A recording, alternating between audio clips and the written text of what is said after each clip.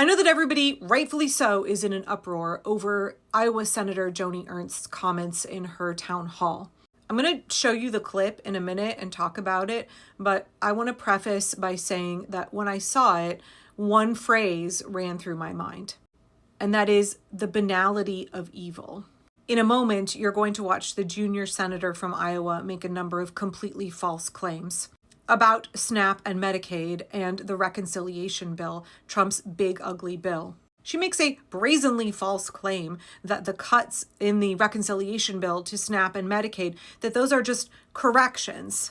That what is happening is that people who shouldn't be on SNAP or getting Medicaid because they weren't eligible are now going to be removed from the rolls. That's not even remotely what's in the reconciliation bill. I don't know where Republicans got that talking point or why they think that their constituents are going to believe it. I mean, I could be wrong here, but it sounds to me like she is making this claim that there is fraud going on and they're just correcting that. They're just making sure that people who are ineligible are not getting these programs. That's not what that bill says. And I would say it's offensive that she is trying to frame it that way to her constituents. But speaking of offensive, I want you to hear this whole clip.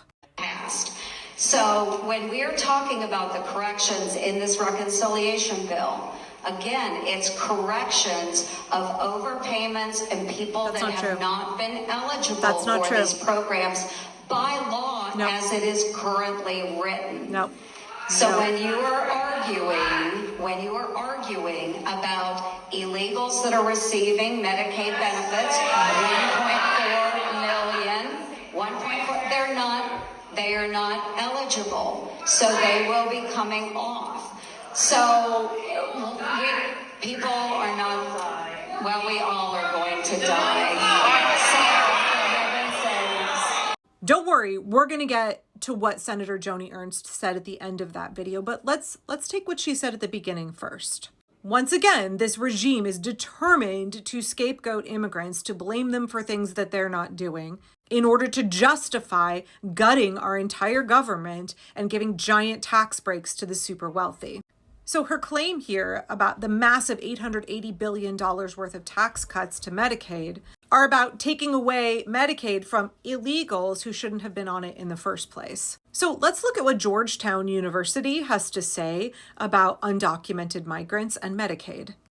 This piece came out in mid-February. It's entitled "The Truth About Medicaid Coverage for Immigrants and the Looming Threats." Sorry, there's a lot of noise in the background. Some of my kids are getting ready to go to a goth meetup and there's lots of hubbub. There has been a lot of information and misinformation about Medicaid coverage for immigrants circulating in the news, including wildly inaccurate reporting that undocumented immigrants are driving up Medicaid spending. And this is now the talking point that the Republicans have glommed onto. This is now the disinformation that they are spewing about why they are cutting $880 billion from Medicaid. The truth is that undocumented immigrants are not even eligible for traditional Medicaid. While some Republicans in Congress have said that they are only going after undocumented people and fraud, House Republicans have made major changes to their proposed legislation, specifically targeting children and pregnant women who are here legally and properly enrolled. I mean, we know they are deporting American citizen children. Children who are United States citizens are being kicked out of this country illegally. Their constitutional rights absolutely denied them because their parents were migrants. I cannot believe there's not more of an outcry about it. There was another child illegally kicked out of this country yesterday, even though they are a U.S. citizen. The Congressional Budget Office now estimates that between 8 and 9 million people will be kicked off of Medicaid if the big, beautiful bill is passed. Senator, you're telling me that all of those people were not properly eligible before and all of those people are illegals? Is that what you're claiming? Because that sounded like what you were claiming here. In order to qualify for Medicaid, you must have a qualified immigration status. Legal permanent residents, refugees, asylees, and a few other groups are qualified. But lots of categories of legal migrant and all undocumented immigrants are not qualified for Medicaid. And for some qualified migrants, there's a 5-year waiting period to get on Medicaid, even though they're here legally. What Republicans are grossly misrepresenting here is that in an emergency, hospitals and some providers can get Medicaid reimbursement for emergency care to all individuals who meet the Medicaid income limits, whether or not they are enrolled in Medicaid. I want you to understand that according to Georgetown University and the Congressional Budget Office, those expenses, those emergency expenses where the government reimburses hospitals for undocumented migrants who get emergency medical care, that accounts for less than 0.5% of Medicaid spending. Keep in mind, the House bill in its current form does not actually propose any changes to that program. So what does Senator Ernst mean? What the fuck is she talking about? What an insult to her constituents. Does she think that they're just going to gobble up the shit that she's feeding them? The way that Republicans are so embarrassingly scapegoating immigrants and the way that what they are saying is so easily fact-checked, it just... Maybe they're used to their diehard MAGA followers just unquestioningly believing everything that they say.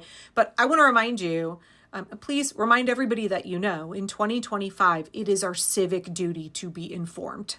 It is our civic duty to make sure we know what's in these bills. We know what we are voting for, and we know what the folks that we voted into office are voting for. They have no compunction about lying to us. They won't think twice about twisting everything and lying. We have got to hold them accountable. We have got to double check what they are saying. We have got to make sure that we know what is in these bills so that we can fight against it. We can't take their word for any of it. Do not believe a thing that comes out of their mouths. But now let's get back to the thing that Joni Ernst said at the end. So people are not, well, we all are going to die. So as she's misrepresenting what these cuts to Medicaid are going to do, one of the constituents said people are going to die. And then she said people are not going to die in a condescending voice, and then said, well, we're all going to die. Isn't the Republican Party the party that was screaming from the rooftops about death panels when we were trying to get the Affordable Care Act passed? This is the party that was screaming about death panels, who now says, if people die because they lose Medicaid coverage, well, we're all going to die. Just the despicable callousness and cruelty of that comment, Senator. We know that the Republican Party is now a party of fascism, but it absolutely is the party of the banality of evil, because those things go hand in hand. Evil is now mundane. It's commonplace amongst Republicans. It's not something that's just enacted by a few incredibly cruel, tyrannical men. It is something that is normalized. Cruelty, suffering, death is normalized in the Republican Party. The senator didn't see anything wrong with her comment. You understand that, right? Just like she doesn't see anything wrong with 8 or 9 million people losing their health care and all of the deaths that will result, all of the suffering that will result. Also, a few extremely rich men can get a giant tax break.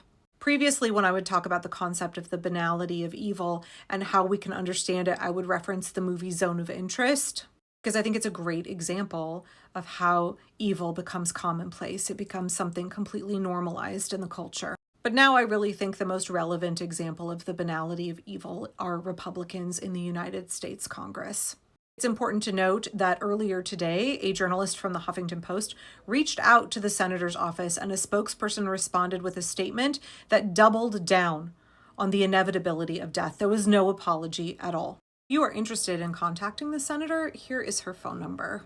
If you are an Iowan, Joni Ernst is up for re-election in 2026. Now is a great time to start organizing to get her out of office. Now is a great time to make her scared shitless that she's going to lose her seat.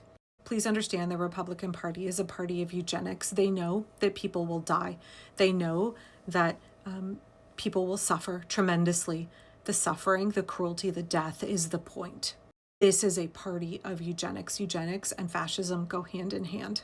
Little children, pregnant people, the elderly, disabled folks, they will all be dying as a direct result of this big, ugly bill that they're trying to cram down our throats. The Republican Party is the living embodiment of the banality of evil.